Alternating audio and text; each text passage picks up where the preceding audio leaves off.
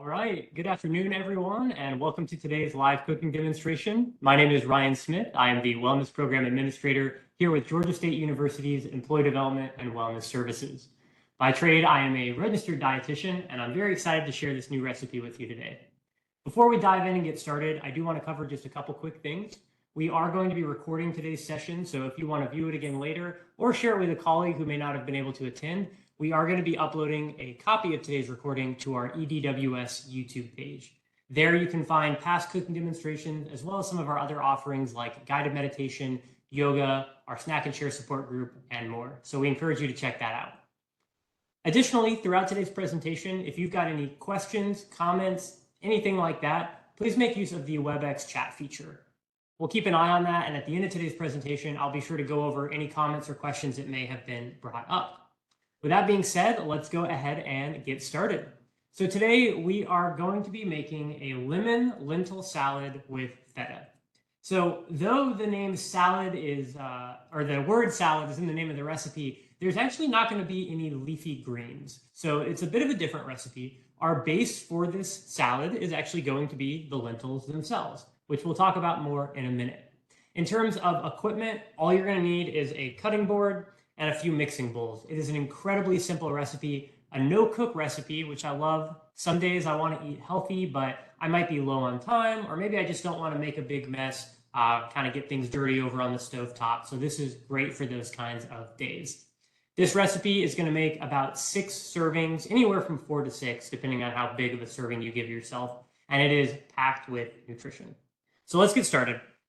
So first thing is you are going to want a large salad bowl. Eventually, you're going to end up tossing all your ingredients in here. So get a pretty big one. You'll want to be able to mix it around without making a mess. As I mentioned, the base of the salad is going to be lentils. And if you're not very familiar with lentils, they are a legume. So similar to like a black bean or a pinto bean. They're in the legume family. They're much smaller, you'll notice. And when it comes to nutrition, lentils are superstars. They're incredible. They are a great source of plant-based protein. They're very, very rich in fiber and micronutrients. So they're just really good at nourishing our body. They're also incredibly affordable. Throughout the world, people use lentils heavily because they're just a cheap source of nutrition, easy to make. For this recipe, you do have the option of buying them dried and cooking them yourself at home. That is a more affordable option long-term because the dried ones are incredibly cheap whenever you buy them, though it does take a little bit more time in order to cook those. For today's purposes, we are going to be using canned lentils, which saves us a lot of time, and it's just really simple. So if you don't use lentils a lot, maybe they're a newer food to you, I would recommend just buying the can. It'll save you some time, and you can sort of test the waters and see what you think of them. So this is the Kroger brand of the lentils. They are a little bit lower in sodium when you get the Simple Truth organic brand, which is why I picked that. I like to find ones that are lower in sodium so we can add salt in other places in the recipe. And today we're just using 2 15-ounce cans. We've rinsed and drained them, trying to get rid of all that excess moisture.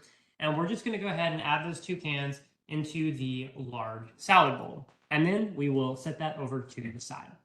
So let's start talking about the vegetables that are going into this salad, because just lentils would be a pretty sad salad. We're going to, of course, add some more to it to make it a little more interesting.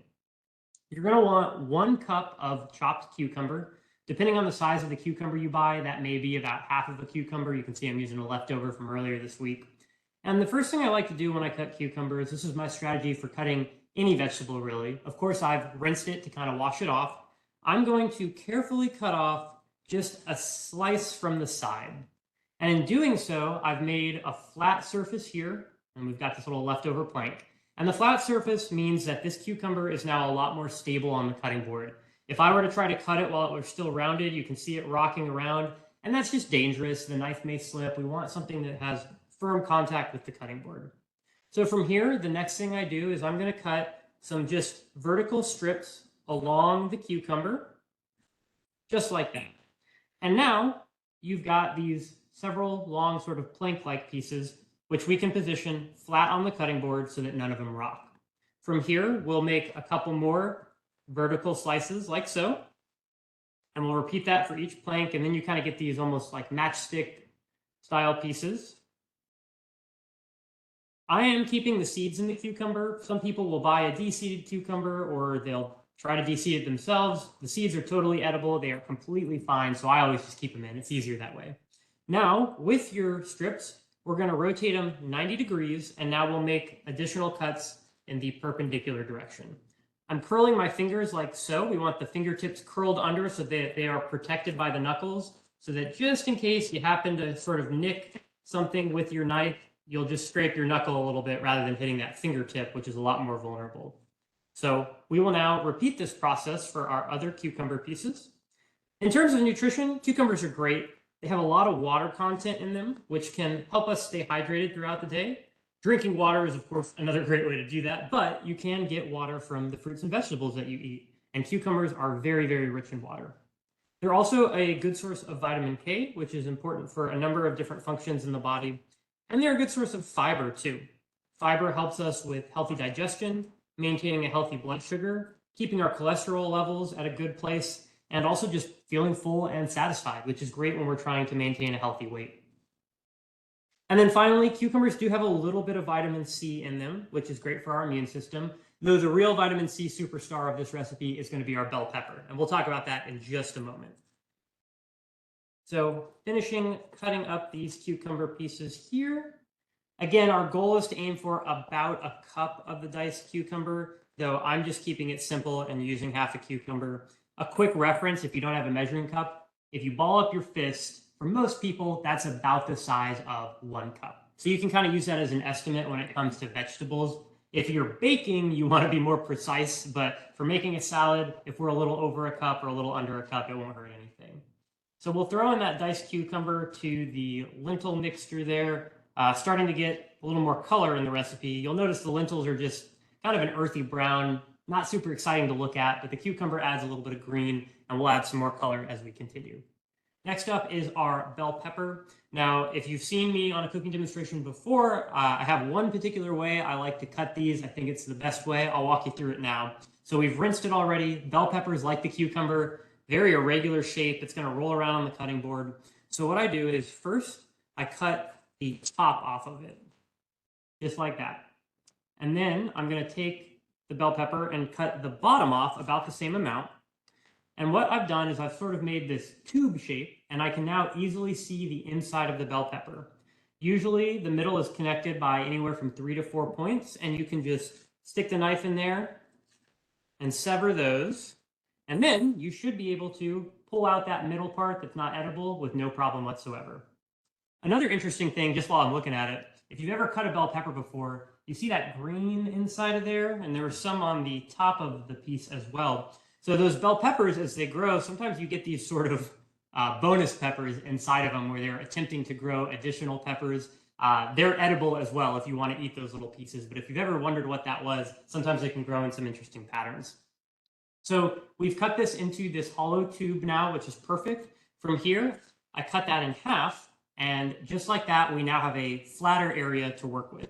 So I roll out these pieces, and we're just going to dice this as well. So I'm going to, just like the cucumber, make some vertical cuts. We're going to turn them 90 degrees perpendicular, and then make additional cuts. And that gives us a nice dice. And we'll repeat this process for this other strip here. Now, nutritionally, I mentioned that these are the real vitamin C superstars. Bell peppers are a great source of vitamin C, very good for our immune system and staying healthy. Also, a good source of water, fiber, and they've got some vitamin A in them as well. So between the cucumber and the bell pepper, we're getting a good mixture of vitamins and minerals. Now for these top and bottom pieces, they're not going to be quite as perfect as those strips, but do the best you can. Sort of cut the pieces of bell pepper off of it, and then when you get your little pieces, just try to cut them into similarly sized little cubes. So we'll just continue that. Doesn't have to be perfect. We are just making a salad. My main goal is just that they are small enough that they'll work well as a tasty bite whenever you're getting the salad. So we'll now add the bell pepper on top of there. I'm using a red bell pepper today. I think the color looks nice with the cucumber, but you're welcome to use an orange or a yellow. You can also use a green. The flavor of green's a little different since they're not quite as ripe, and the nutrition profile is slightly different on a green as well. Green bell peppers are generally cheaper though, so I know a lot of people like to go for those. One ingredient that we're going to add now is about a quarter cup of diced red onion. Now I've gone ahead and pre-diced this. Whenever I cut onions on camera, I have a tendency for my eyes to get all teared up and agitated, so I usually skip that part, do it in advance.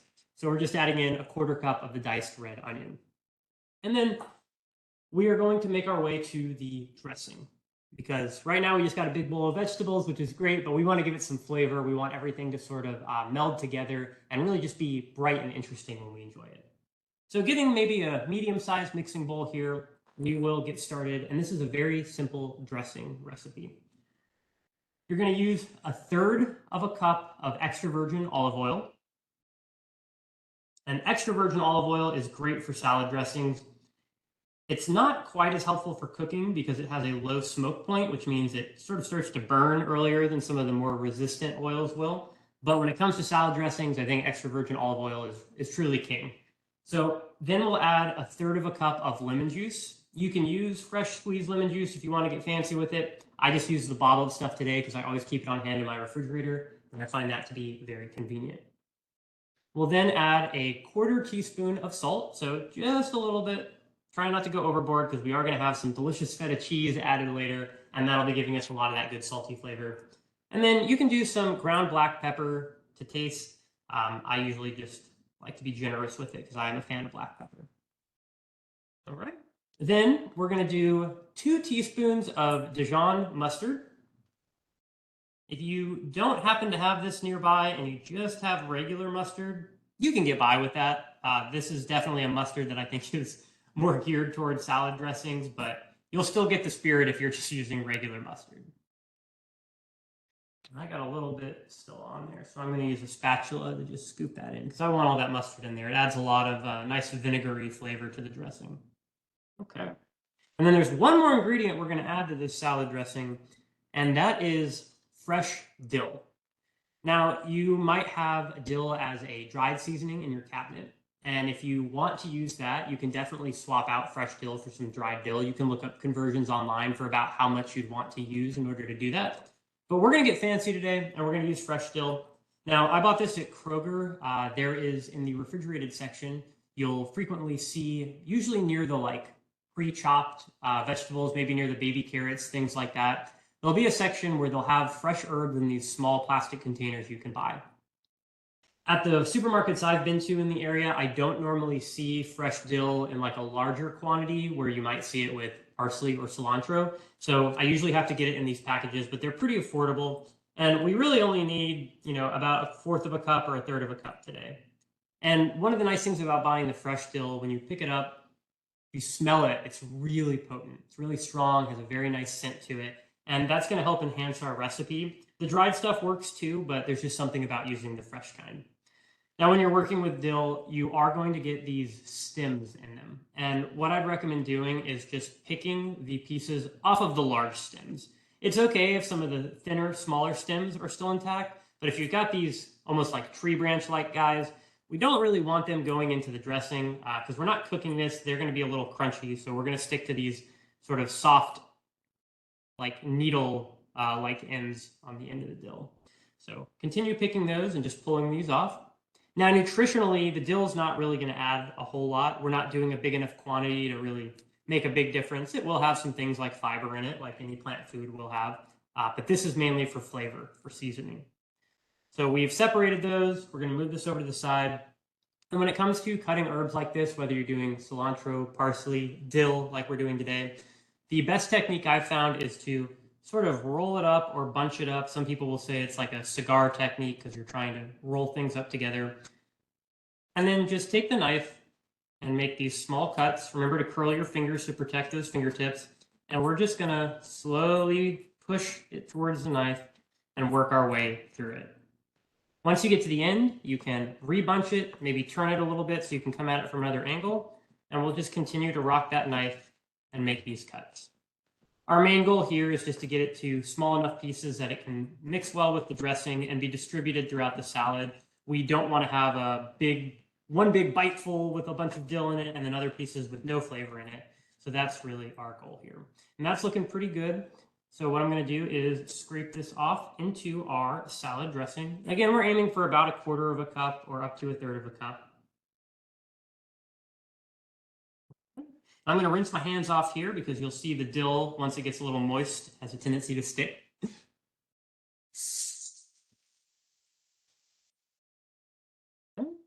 And now with all of our ingredients in our salad dressing mix, we're going to just use a whisk and whisk that together. And our goal is to incorporate everything. We want the lemon juice and the olive oil to blend. We want the mustard, the salt, the pepper, and the dill to distribute evenly throughout the dressing. You don't need to mix super vigorously. I'm in a smallish, medium-sized bowl here, so I'm trying not to spill. So you can just be delicate with it and whisk that around. And as you do this, you'll see it start to kind of form a little bit of a light yellow color as the mustard spreads out with the olive oil and the lemon. You should see it get a solid color to it. The oil is naturally a little bit transparent, but as you blend everything together, it'll thicken up and you shouldn't be able to see through it. Okay, and that's looking good. I'll try to show you a close-up here in just a second. See if I can do this without spilling it all over my computer. So yeah, you can see those pieces of dill floating in there, and it's got a really, really nice smell to it. I think the lemon combined with the dill just makes it smell really fresh. It's very tasty. So before I add the salad dressing though, there is one more ingredient we're going to include, which is just the thing that always makes a salad for me. That's going to be crumbled feta cheese. Since this makes anywhere from 4 to 6 servings, we're going to use a full cup of it, which this is a 4-ounce container. It's 1 cup in total. So we're going to put the entire container in there. And feta cheese is just so delicious. It's one of my favorite foods.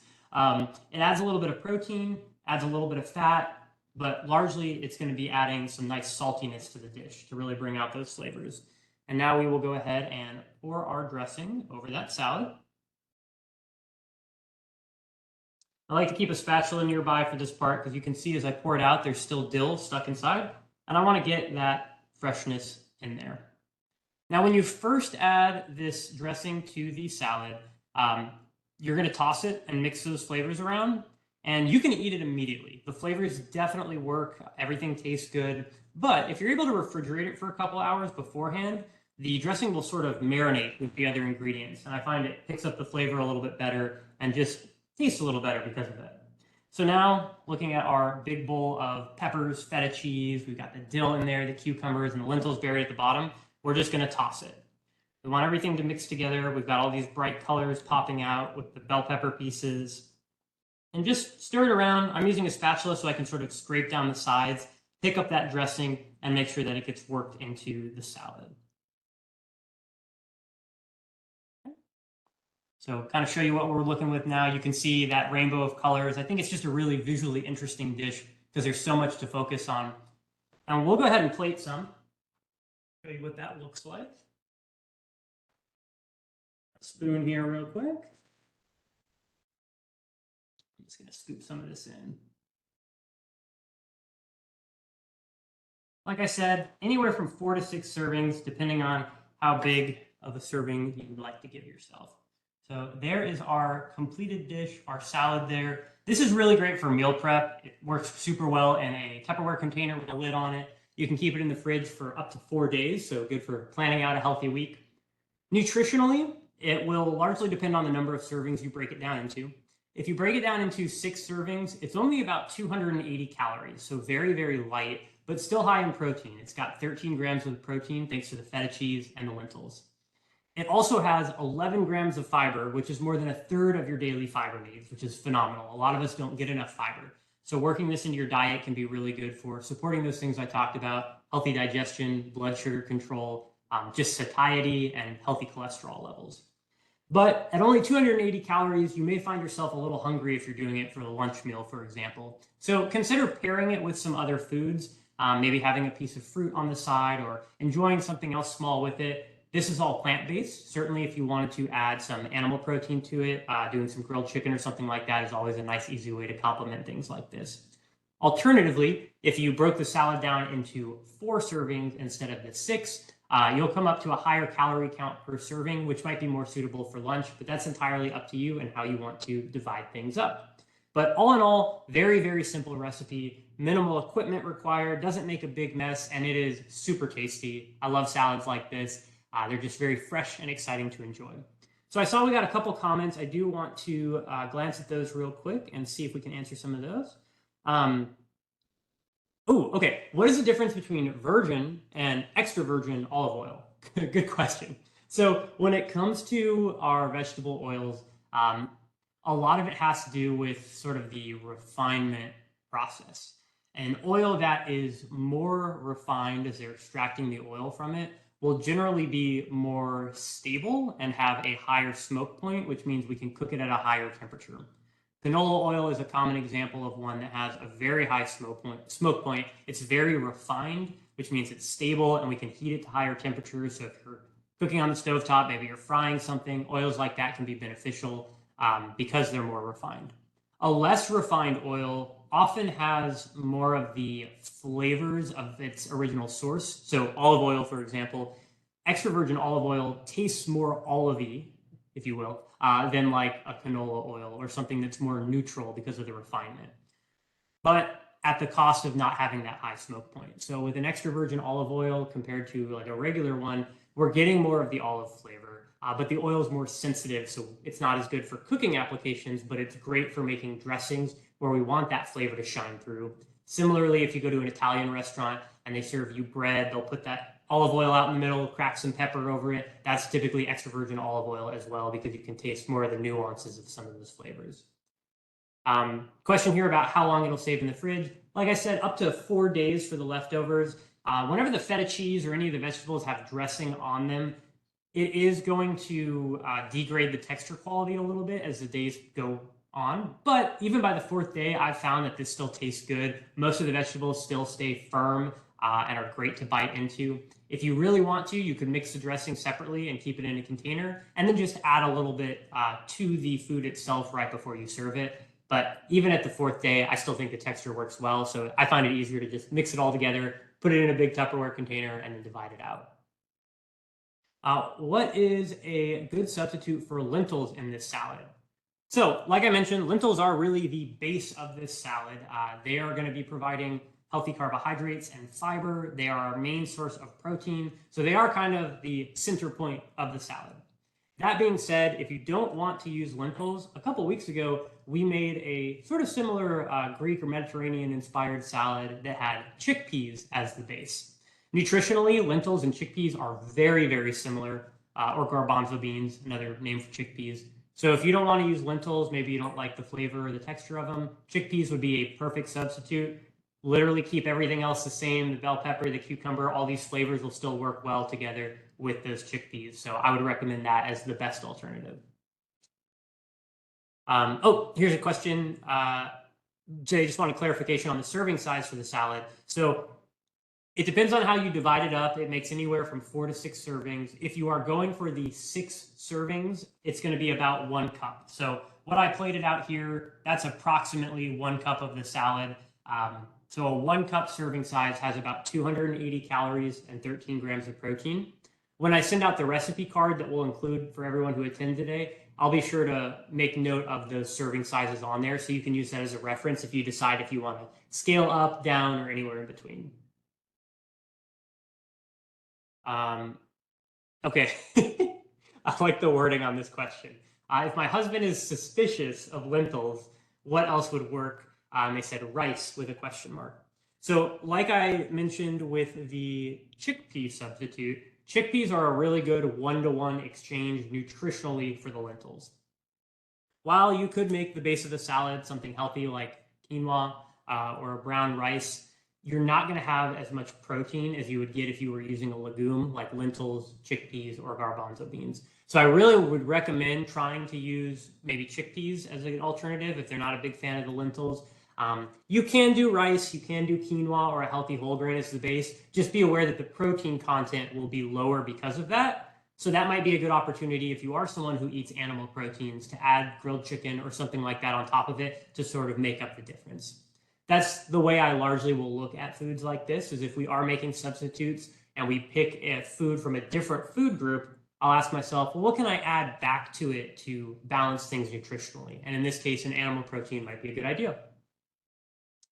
Okay, I think that is all the questions. Yeah, looks like we caught everything. So here's a nice compliment. Appreciate that.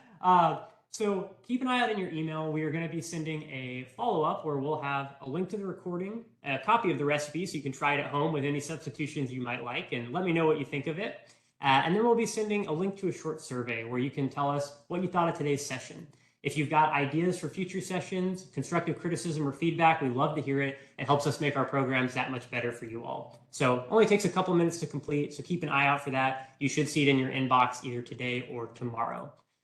With that being said, thank you everyone so much for attending. If you are not a regular to these events, we do cooking demonstrations twice a month, as well as a variety of other wellness activities. We frequently include things on the USG calendar, as well as the GSU web calendar. And if you're not on our mailing list, I'll drop our email in the chat box here in just a moment. We are edws@gsu.edu, and we send out a weekly email letting people know what we're up to and all of our well-being activities. So thank you again so much for attending, and have a great rest of your day.